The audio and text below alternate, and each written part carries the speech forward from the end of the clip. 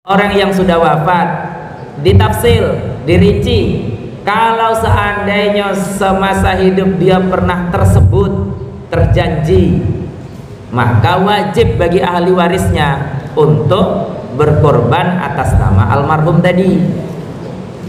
Kalau dia tidak pernah tersebut, terjanji, tapi anaknya pengen menghadiahkan pahala kurban, ya silahkan. Tapi hukumnya sunnah. Ketika dia sudah menjadi nadar, maka hukumnya tidak lagi sunnah tapi menjadi wajib. Kalau wajib nanti ada konsekuensinya di masalah dagingnya. Nanti sampai insya Allah. Apa maksudnya? Saya secara ringkas dulu saya sampaikan. Ketika kurban atas nama nadar, maka yang bernadar tidak boleh memakan sedikit dan tidak boleh juga diberikan kepada non muslim kalau nadar. Tapi kalau sunnah, artinya korban-korban biasalah, itu boleh. Bahkan nanti ada penjelasan ulama membagi tiga. Sepertiga boleh dikonsumsi sendiri, sepertiganya boleh disodakohkan. Makna sodakoh itu tentu untuk fakir miskin. Yang sepertiganya lagi boleh dihadiahkan. Nah, atas nama hadiah itulah boleh diberikan kepada agnia, orang-orang kaya, kepada non muslim sekalipun, kafir. Tapi ada catatannya, kata ulama, kafir zimmi, kafir yang bisa hidup berdampingan dengan orang muslim.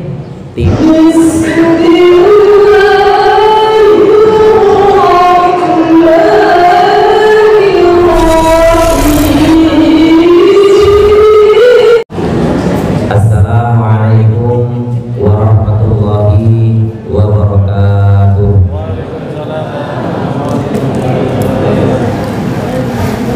Alhamdulillah rabbil alamin. Wassalatu wassalamu ala asyrafil anbiya'i wal mursalin wa ala alihi wa sahbihi wa azwajihi wa dzurriyyatihi wa ahli baiti ajmain. Rabbi shrah li sadri wa yassir li amri wahlul 'uqdatam min lisani yafqahu qawli. Amin amin amma ba'du. Yang saya hormati pertama sekali Bapak Pembina Majelis Duha, kemudian pengurus Majelis Duha, Bapak Direktur, beserta pengurus, jamaah hadirin wal hadirat, wabil khusus shahibul majelis, tuan rumah Masjid Babus Salam, sesuai dengan namanya. Mudah-mudahan kita semuanya yang ada di dalam masjid ini akan menjadi damai, akan menjadi selamat, akan menjadi sejahtera. Amin ya rabbal alamin. Alhamdulillah, puji syukur kehadirat Allah Subhanahu wa taala atas limpahan rahmatnya sehingga pada pagi hari ini kita dapat duduk berkumpul di masjid ini dalam keadaan sehat walafiat.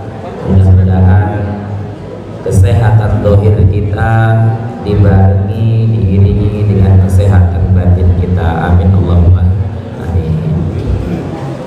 Karena kita saksikan banyak mungkin orang yang sehat secara zahir tapi tidak sehat secara batin. Selanjutnya salawat dan salam kita kirimkan kepada baginda Rasulullah Muhammad SAW. Allahumma salli ala sayyidina Muhammad wa ala ali sayyidina Muhammad. Bapak Ibu jamaah sekalian yang saya hormati, langsung saja. Sebagaimana maklum, hari ini tadi rundingan dengan Mas Arno, kalau tidak salah ini sudah masuk pertengahan Dzulqa'dah. Maka tidak ada salahnya nanti kita akan mengaji pasal mengenai udhiyah atau kurban. Tahu di antara kita ada yang berniat dan melaksanakan dan seterusnya. Bismillahirrahmanirrahim. Faslun wa kullu hayawan istatabatul arab bahwa halalun. Ini kaidah. Setiap hewan yang dianggap enak, lezat oleh orang Arab, maka itu dihukumi halal. Saya ulangi, wa kullu hayawan istatabatul arab bahwa halalun. Semua hewan yang dianggap thayyib, dianggap baik oleh orang Arab, maka itu dianggap halal. Nanti ada penjelasannya, jangan usah di depan dulu. Illa ma warada syar'u bitahrimihi, kecuali ada hukum syarak yang mengharamkannya tersebut. Jadi jangan terlalu hati-hati amat dengan Arab. Ya karena sekarang kan sedang tren seperti itu. Kemudian dibalik kaidahnya, wa kullu hayawan istahbasatul arab fahuwa haram. Semua hewan yang menjijikkan menurut orang Arab fahuwa haramun, maka itu dihukumi haram. Jadi saya ulangi kaidahnya, semua hewan yang menjijikkan menurut orang Arab maka itu dihukumi haram. Illa ma warada syar'u bi ibahatihi, kecuali ada hukum syarak yang membolehkannya atau menghalalkannya. Alasannya di dalam kitab At-Tarhib di sini dijelaskan alasannya kenapa mesti ada kaidah seperti itu.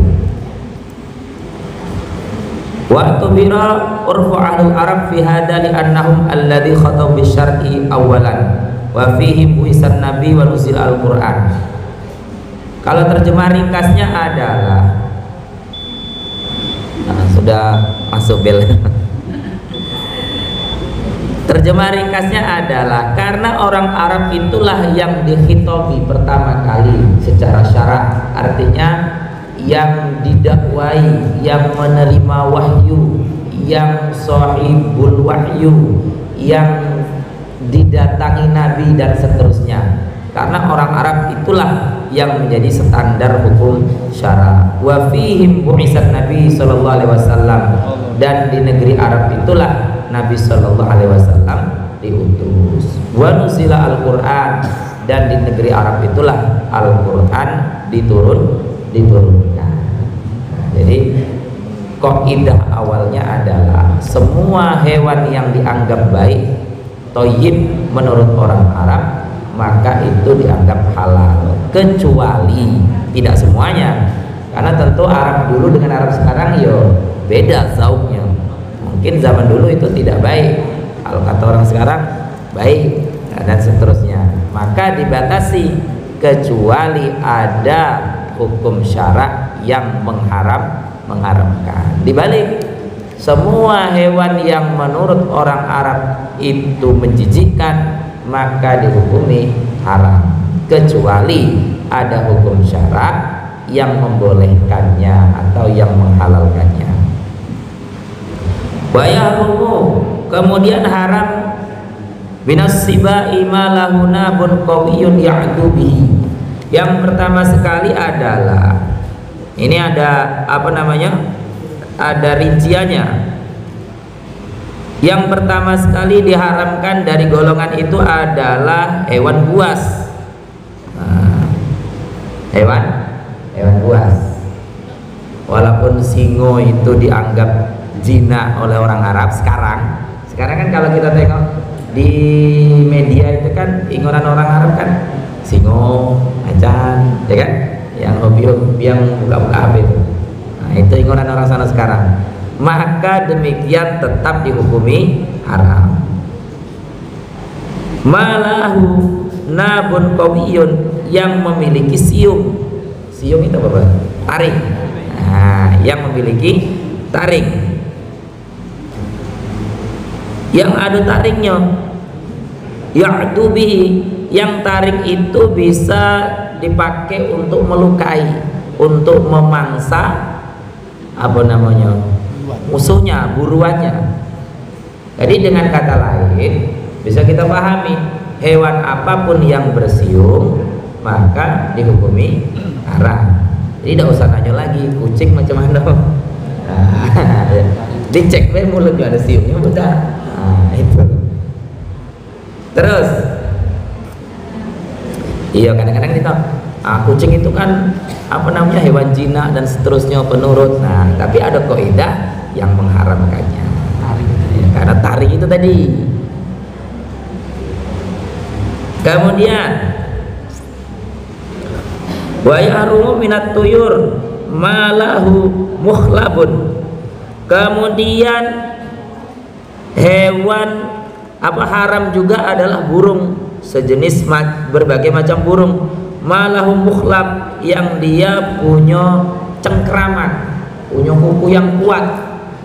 Nah, itu ya punya apa bahasanya, cengkraman lah kan. Nah, nanti kalau bahasa saya kurang pas boleh dikoreksi. Yang dia punya cengkraman, ya jurahubihi, yang cengkraman itulah untuk apa namanya, memangsa musuhnya, menangkap buruannya. Maka itulah alasan kenapa elang haram. Nah, itu coba ya. Jangan lagi di itu. Tapi ayam dia ada kukunya juga. Nah, tapi kan beda. Ayam tidak mencari mangsa dengan mencengkram. Itu. Selanjutnya lagi. Tadi pertama apa namanya, binatang buas. Kemudian sejenis burung yang memiliki cengkram. Wa yahillu lil mudtari. Nah, ini sudah masuk kepada kaidah. Apa itu? Dihalalkan bagi orang yang dalam keadaan darurat fil mahmasah, demi untuk menjaga jiwanya, demi untuk menjaga nyawanya. Apapun ayyakula minal maitah al muharramah, bahkan dia boleh memakan sekalipun bangkai yang diharamkan. Sudah bangkai dari hewan yang diharamkan pula boleh, demi untuk menjaga nyawanya. Sudah di tengah hutan, tidak telap lagi ngapo-ngapo, yang ada bangkai babi. Nah, babi larang, bangkai pula ada bekal liar. Nah, tetap diperbolehkan demi untuk menjaga nyawa. Maksudnya apa? Ya tidak usah kenyang-kenyang, sekedar untuk apa namanya, supaya tetap hidup, supaya tetap bertahan hidup, bukan untuk dibawa balik ya. Nah, nanti untuk oleh-oleh. Itu ma yasuddu bihi ramah. Kemudian selanjutnya lagi ada dua bangkai yang dihalalkan, ada dua darah yang dihalalkan. Nah, ini kan kalau tidak, maksudnya kalau tidak diperjelaskan menimbulkan masalah. Iya. Walana maitatani halalani. Ada dua bangkai bagi kita yang dihalalkan. Bangkai, Bu. Apa itu?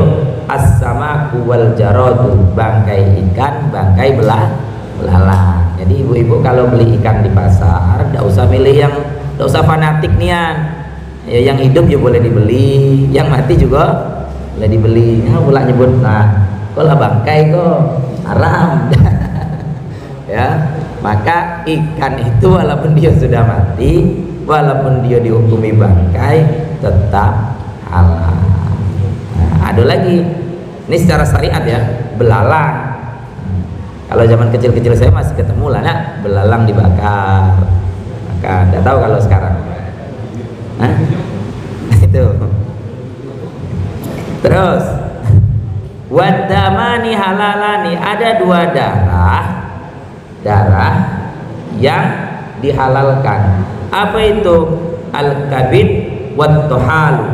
Kalau bahasa kita mudahnya itu limpa dan apa? Jantung dan hati. Jantung dan hati. Jantung dan hati.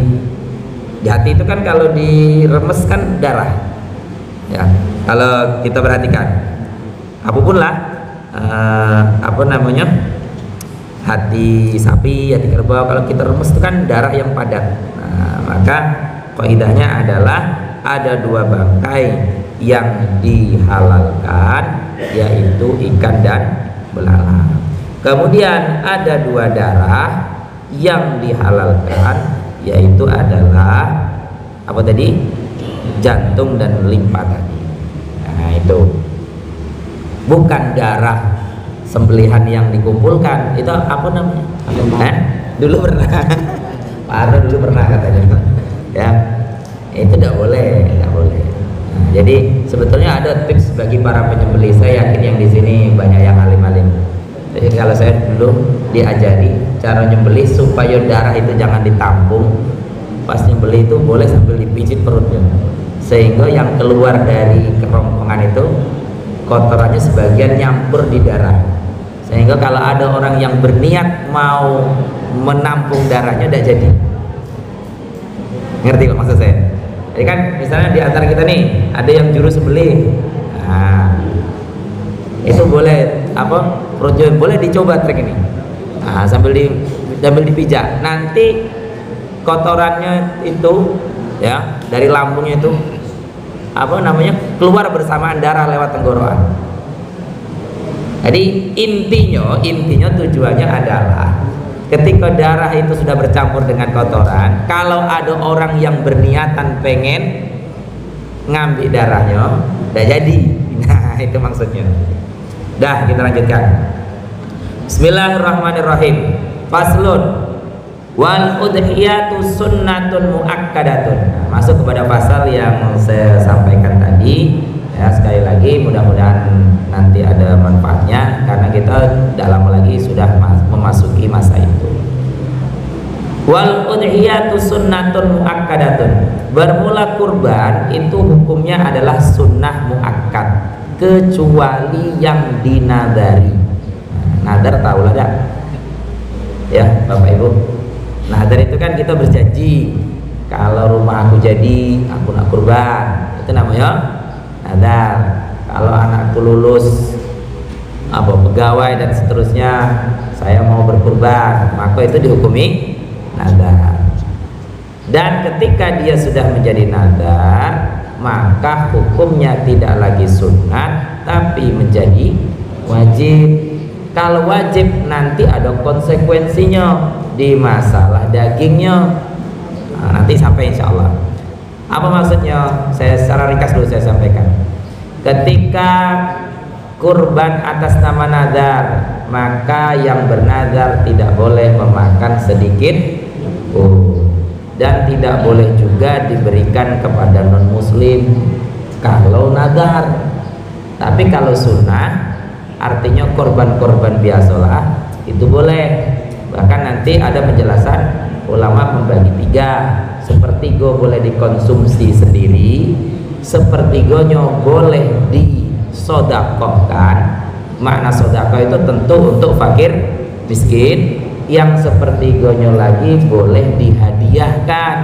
Nah, atas nama hadiah itulah boleh diberikan kepada agniya, orang-orang kaya, kepada non muslim sekalipun, kafir. Tapi ada catatannya, kata ulama, kafir zimmi, kafir yang bisa hidup berdampingan dengan orang muslim, tidak yang ngajak gontok-gontokan, bukan yang ngajak perang. Nah, itu karena itu nanti timbul perdebatan, kok kayo dikasih apa tidak? Karena saya pernah dapat aduan dari si kayo, mentang-mentang kami kok dianggap kayo tidak pernah disinggahi daging kurban. Nah, itu ada lagi. Nah, nanti ada lagi itu perdebatan, boleh dan dikasih kepada non muslim. Maka itu secara ringkas saya sampaikan. Nanti ada lagi lah penjelasannya. Sudah. Jadi secara hukum kurban itu adalah sunnah kecuali yang atas nama nazar. Terus nanti timbul lagi masalah orang yang sudah mati boleh tidak dikurbankan? Kok dikurbankan? Apa bahasanya? Diberi. Nah, itu dikurbankan. Payah memang bahasa Indonesia nih. Dikorbankan, dia sudah wafat kan? Hah? Iya kayak gitulah. Yang penting sudah sama-sama kita paham. Nah, orang yang sudah wafat ditafsir, dirinci. Kalau seandainya semasa hidup dia pernah tersebut terjanji, maka wajib bagi ahli warisnya untuk berkorban atas nama almarhum tadi. Kalau dia tidak pernah tersebut terjanji, tapi anaknya pengen menghadiahkan pahala kurban, ya silahkan. Tapi hukumnya sunnah. Nah, maka dalam faraid, ilmu waris, sebelum harta itu dibagi-bagi untuk, nah panjang kan ceritanya. Tidak apa-apa lah Bu ya. Ketika sebelum dibagi-bagi, maka ada yang harus diutamakan. Apa itu? Qada'ud dain, dibayar dulu hutang-hutang almarhum dari harta yang tinggalkan, diselesaikan dulu hutang piutangnya. Kemudian apa lagi? Janji-janjinya semasa hidup, nadar-nadarnya diselesaikan dulu. Apa dulu pernah terjanji, misalnya aku pengen nyumbang masjid, aku pengen wakaf semen 50 sak, tapi belum dikerjakan, maka ahli warisnya menunaikannya dari harta tinggalannya tersebut, wakafnya, nazarnya, janjinya. Tapi kalau hibah, pemberian itu dalam waris, dalam faraid tidak boleh melebihi sepertiga. Misalnya, ini misal almarhum datuk kita atau siapa lah ya, nah, pokoknya kalau aku mati seluruh asetku aku hibahkan, aku hadiahkan untuk fulan dan fulan. Nah itu dalam faraid hanya diperbolehkan maksimal 1/3. Nah, kenapa? Karena 2/3 itu hak dari ahli waris. Nah itu ya. Jadi kalau ada permasalahan nanti pasti ketemu itu pas menjelang Idul Adha. Ini boleh tidak berkorban untuk almarhum? Jadi tengok dulu. Kalau memang dulu pernah berwasiat, pernah berjanji, pernah bernadar, bukan cuma boleh, tapi malah wajib. Nah, lebih-lebih dia meninggalkan harta warisan yang banyak. Gitu. Kemudian sunnah muakkad, termasuklah bagi kita yang hidup. Ketika kita sudah pernah berjanji, berarti nadar. Ketika kita tidak terucap, artinya ya apa, ada rezeki lebih, kurban, hukumnya sunnah. Nanti konsekuensinya kepada dagingnya. Nah, itu. Bismillahirrahmanirrahim. Wa yusibu fiha al-jada' min ad-dhani. Yang ini maklumlah ini. Apa itu? Boleh untuk berkurban tersebut jada'ah min ad-dhani, kambing gibas. Tapi kayaknya tidak populer di tempat kita. Tapi ada kambing gibas. Berapa umurnya? Masalah lagi kan? Berapa umurnya? Adalah lahu sanatun wa ta'ana fisania, umur 2 lebih menjelang masuk ketiga. Maaf. Sanatun wa ta'ana fisania, setahun lebih menjelang naik kedua. Kalau kambing domba, apa kalau biri-biri gibas, nah, itu 1 tahun koma, itulah bahasa mudanya, menjelang naik ke 2. Wasunya minal ma'zi, kalau dia itu kambingnya kambing kacang, kambing kampung, coba ya, apa namanya? Kambing kacang ada, nah maklum, kambing dusun. Nah, yang penting jangan kambing tunjuk. Kambing tunjuk itu harganya murah lah. Nah, itu harganya 2 juta tangkap dewek, tak punya siapa. Iya. Itu. Ada tuh kadang-kadang di kampung-kampung kambing tunjuk. Kambing tunjuk. Saya pertama kali dengan apa istilah kambing tunjuk? Kalau kambing tunjuk murah, Pak. Rupanya punya orang ditunjuk, dijual kayak gitu. Suruh nangkap dewek. Iya. Sudah kita tangkap, kita diteriaki maling kan? Nah. Kalau kambing kacang sanatani wa ta'ana bisalisa, 2 tahun koma menjelang masuk ketiga. Nah, beda kan? Jadi kalau kambing yang putih gibas itu 1 tahun koma menjelang masuk kedua. Kalau kambing kacang 2 tahun ke atas 2 koma. Wa tusiu al badanah an sab'in. Nah, ini maklum. Wa sunya minal ibil. Kemudian umur 2, kalau dia itu onta, nih adalah kalau di negeri kita. Khamsu sinina wa ta'ana fisadisah 5 tahun koma kalau mau berkorban onta. Tapi rasanya ini tidak lazim lah kan? Belum ada. Anak payah pula anak datangkan onta. Wasunya minal bakar, kemudian 2 tahun kalau dia itu wujudnya sapi, 2 tahun koma menjelang masuk ketiga. Jadi saya ulangi, karena ini sensitif ini. Kalau dia kambing gibas 1 tahun koma menjelang kedua. Kalau dia kambing kacang 2 tahun koma menjelang naik ketiga. Kalau dia sapi 2 tahun koma menjelang naik ke 3. Nah, timbul masalah lagi kerbau. Nah, maka ulama ada yang merumuskan wal jamus mislul bakar. Kerbau itu satu spesies dengan sapi, maka diperbolehkan. Dan tidak ada pengertian harus laki-laki. Nah, itu penting. Kadang ada yang berpikir, kalau ada lanang tidak sah. Ya, tidak mesti laki-laki. Tidak mesti jantan. Ya, tidak mesti jantan. Betina pun boleh. Nah, itu. Yang tidak boleh kambing 7 tadi, Bu ya. Nah, itu kurban aku tuh. Kemudian wa tusi'u al-badanah an sab'in. Kalau kamu berkorban dengan onta, maka 1 untuk atas nama 7. Nah, ini timbul masalah lagi. 7 orang apa 7 keluarga? Ya, karena kalau sudah dekat-dekat tuh sensitif nih ya. Nah, maka ya kita berpikir logis lah. Karena ada keterangan hadis menyatakan kurban itu adalah kendaraan kita nanti di akhirat. Tidak mungkin lah 7 sapi dinaik 7 keluarga, ya kan? Jadi 7 nama. Nah, ada keterangan yang menyatakan bahwasanya Rasulullah pernah berkurban 1 kambing untuk seluruh umatnya. Nanti kita udah usah kurban lagi. Umat yang mana? Umat min fuqara wa masakin. Umat yang fakir miskin, yang memang kalau bahasa kasarnya itu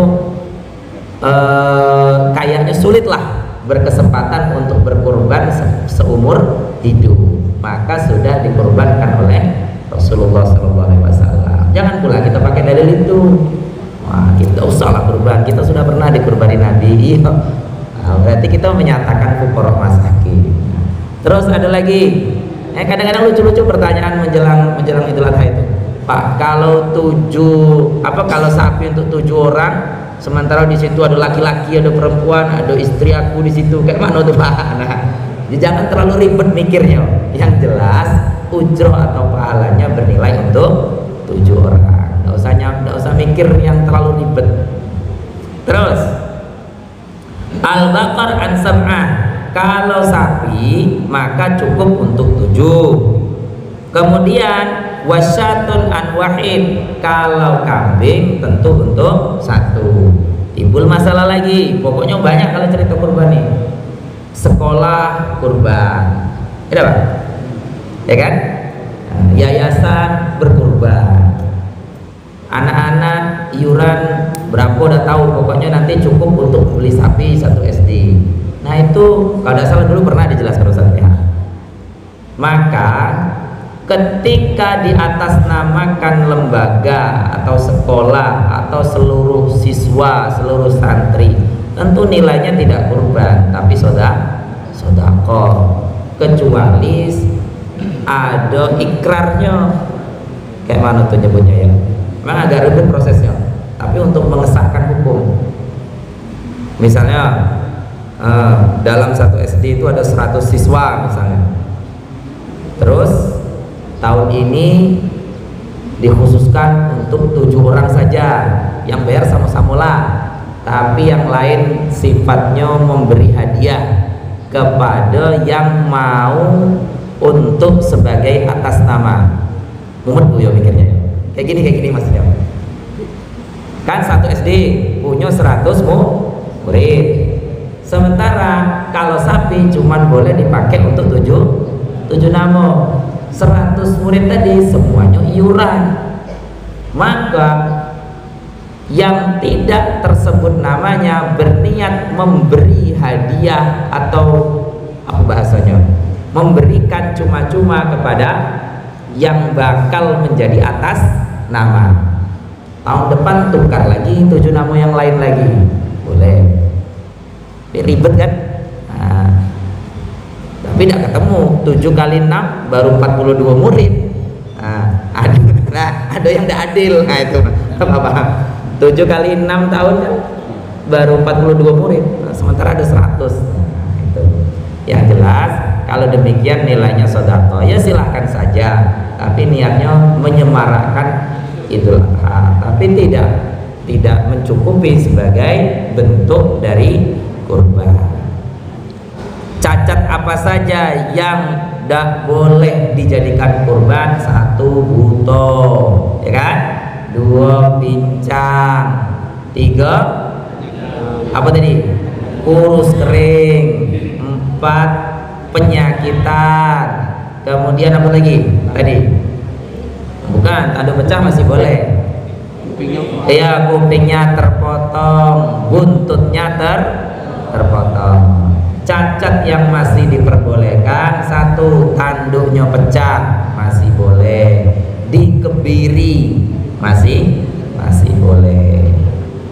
Sekali lagi, tidak ada ketentuan harus laki-laki, perempuan pun betina pun boleh. Maaf, terlalu sopan Pak. Wanita. Kemudian selanjutnya lagi, ini sensitif nih ini. Wa waktu dzabhi, waktu menyembelih. Nah, wa waktu dzabhi, waktu menyembelih.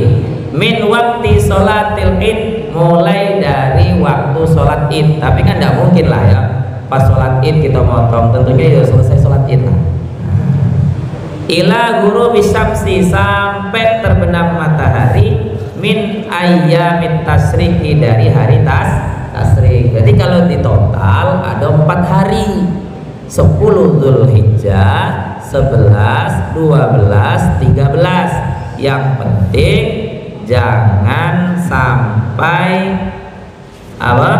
masuk lebih dari waktu asar di hari tasrik. Iya, maksud saya seperti ini. Nanti itu kan terjadi, jangan kita fanatik nak sudah sholat adha niat, besoknya masih boleh. Nah itu loh, mana tahu tidak terurus, apa namanya, tidak tertangani. Nah, apa? Besok hari Jumat ya kebetulan. Pak Arno lah ngecek, katanya besok ada hari Jumat, sempit waktunya. Nanti boleh dibuat hari Sabtu, boleh. Tidak mesti nak hari itu tuntas selesai. Kita lanjutkan. Kemudian kebanyakan di kitab itu yang dijelaskan adalah waktu. Sekarang tempat jadi masalah lagi kan. Nah, ada perdebatan lagi tempat menyembelih kurban. Ya, kebanyakan di kitab-kitab fikih itu diterangkan waktu nyembelih mulai dari setelah sholat Idul Adha sampai hari tasrik, tempat menyembelih hewan kurban. Jadi ada keterangan dari Umar bin Khattab, karena Rasulullah Sallallahu Alaihi Wasallam itu menyembelih di tempat sholat. Nah, ternyata setelah diteliti asbabul wurud daripada hadis tersebut, Rasulullah saat itu sholatnya di tanah lapang, kemudian nyembelihnya di situ, bukan diterjemahkan musolli itu sebagai masjid. Nah, kau hati-hati ya Pak ya. Jadi bukan diterjemahkan sebagai masjid. Rasulullah betul menyembelih di tempat sholat itulah, tapi tempat sholat yang dimaksud adalah apa namanya? Yudabbihu wa yanharu bil musalla. Rasulullah menyembelih di musalla, maksudnya di tempat sholat itu adalah di lapangan, bukan di area masjid. Nah, itu.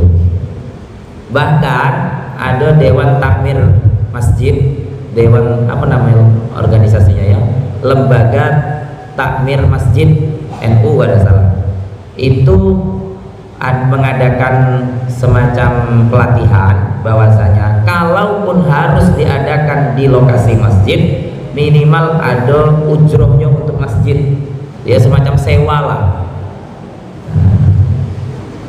karena nanti pasti memakai fasilitas masjid dan seterusnya. Jadi kalau masih memungkinkan, tidak apa bahasanya Pak ya, nggak ngerepoti masjid, ya pilih tempat lain. Tapi memang kalau harus di situ harus ada itunya, harus ada ujrohnya, harus ada akad-akatannya. Ada lagi yang mendebat tapi niatnya untuk syiar supaya tampak. Nah, kadang-kadang saya pribadi bingung itu membedakan antara syiar dengan pamer. Ya Pak ya, syiar itu kan maksudnya biar nampak orang banyak, biar yang lain termotivasi. Iya, syiar dengan pamer tuh tipis nian bedanya Pak. Nah, itu. Jadi pokoknya kita hati-hatilah. Lebih-lebih yang mungkin di dalam majelis ini sebagai pengelola hewan kurban, nah, hati-hati.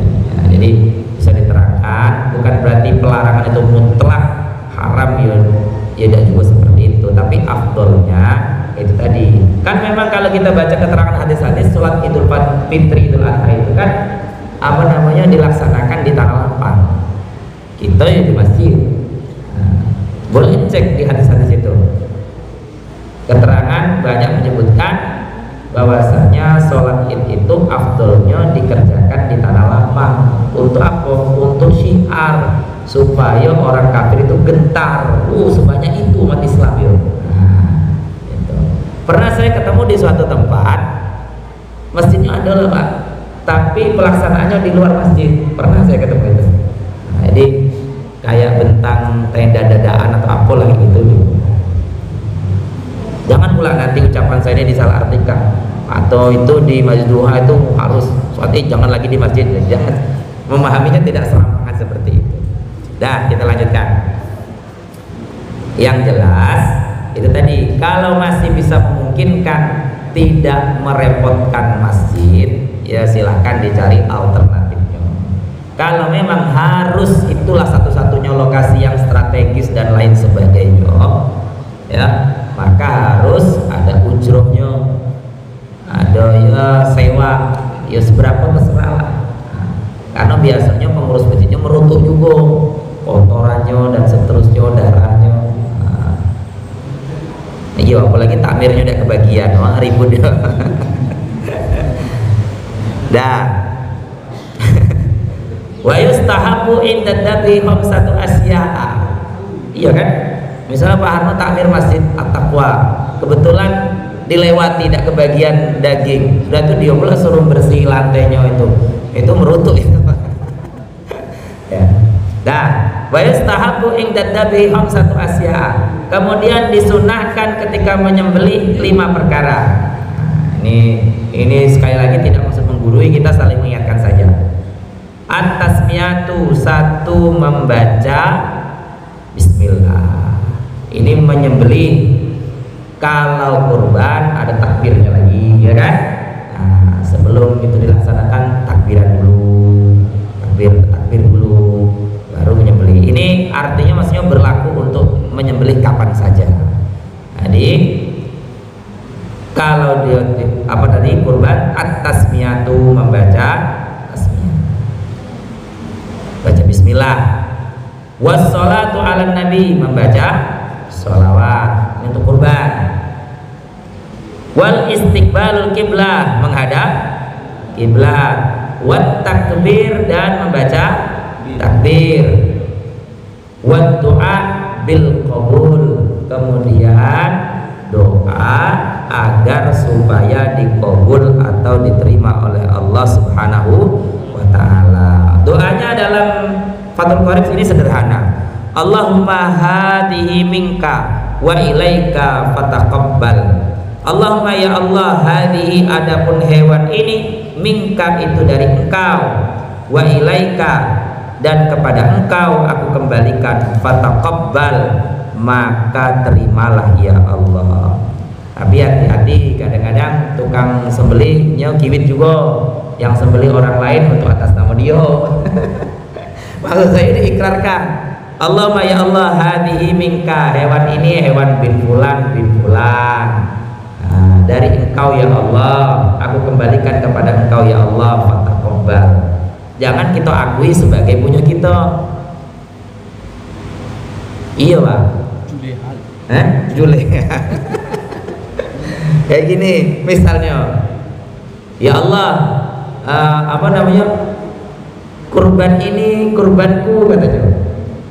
Yang boleh nyebut kurbanku itu kalau kebetulan yang kurban dan disembelih sendiri. Ngerti nggak saya Pak ya? Ya. Saya cuma untuk disuruh minta tolong suruh nyembelih. Saya atas namakan saya pula. Akiwit namanya. Ya. Nah, ini kurban bulan bin bulan dan seterusnya. Hah? Iya akiwit. Itu. Nah, samalah dengan doa kunut. Dia jadi imam yang dibaca Allahumma hdini fiman hadait, ya tidak masuk lah ya, untuk berdoa untuk dia sendiri. Kemudian, nah ini yang saya sampaikan tadi, wala yaqulu, wala yaqulu al-mudhi syai'an minal udhiyah al-mandurah. Ini yang saya bilang tadi, tidaklah boleh memakan orang yang berkurban sesuatu pun dari kurban nada. Saya ulang lagi, wala yaqulu, dan tidak boleh memakan al-mudhi orang yang berkurban syai'an sedikit pun minal udhiyah al-mandurah, dari kurban atas nama nadar. Dia nadar, dia kurban, dia tidak boleh memakan sedikit pun. Wa yaqulu minal adhiyah al-mutatawu biha, kemudian boleh memakan dari hewan kurban yang kurban tatawu, kurban sunnah. Bukan harus ya, kayak mana? Ada penjelasan luqman au luqmatani, walaupun secuil dua cuil, tabarrukan demi untuk berharap tabarruk, demi untuk mengharap berkah. Maksimal, nah ada maksimalnya Bu, maksimal 1/3 yang saya jelaskan di awal tadi. Jadi saya ulangi supaya kita tidak salah paham. Kalau kita berkorban atas nama nadar, maka kita tidak boleh memakannya sedikit pun. Tapi kalau kita berkorban sunnah, kita dianjurkan untuk makan 1 cuil, 2 cuil demi untuk mengharap berkah.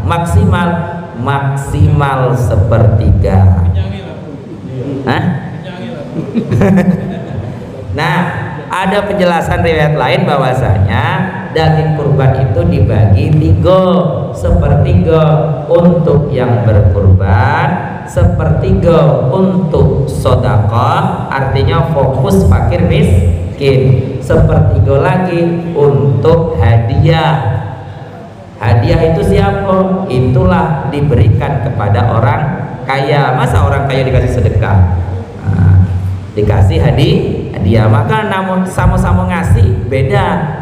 Untuk orang fakir miskin namanya sedekah, untuk orang kaya namanya hadiah. Marahlah yang kaya. Masa misalnya nih Mas Arno nih, saya antar zakat saya, marah beliau. Gitu. Nah, termasuklah yang saya sampaikan tadi, boleh tidak daging kurban itu dibagikan kepada non muslim kalau dia kafirnya kafir dhimmi, artinya kafir yang bisa hidup berdampingan dengan orang muslim, tidak memusuhi orang muslim, boleh dari kurban sunnah. Saya lagi, dari kurban sunnah. Kemudian Terakhir, sekarang kan ada budaya transfer, betul lah Bu? Iya, kan salurkan kurban Anda melalui rekening ini. Jadi masalah lagi kan? Maka yang demikian ada saya baca pagi tadi adalah diperbolehkan, ya, namanya naklul udhiyah, memindahkan hewan kurban. Jadi misalnya mohon maaf, ini kita di Jambi merantau dari Padang atau dari Jawa, boleh kita mengirimkan sejumlah uang, kita wakilkan di sana untuk beli hewan kurban dan disembelih di sana, boleh. Atau kita transfer secukup hewan kurban, disembelih di sana, boleh. Disembelih di tempat domisili, boleh. Yang tidak boleh itu, nah ini mohon maaf, disamakan dengan zakat. Ya, ini ada Bapak Hakim, beliau sangat paham masalah itu. Yang tidak boleh itu nyembelihnya di sini, di kampung ini, tapi hewan dagingnya dipindahkan ke kampung lain. Nah, itu yang tidak boleh. Nyembelihnya di Simpang Aro, sudah selesai dibungkus, Simpang Aro tidak ada yang dikasih. Diantar ke kelurahan Tengah Sodong misalnya. Nah, itu yang tidak boleh. Hah? Segelondong telah diantar, nyembelihnya itu yang tidak boleh. Ya. Ya, jadi mentransfer boleh. Nah, saya rasa sampai di situ penjelasannya, karena jamnya sudah jam sekian. Mungkin ada satu atau dua pertanyaan, saya silakan, jika mampu saya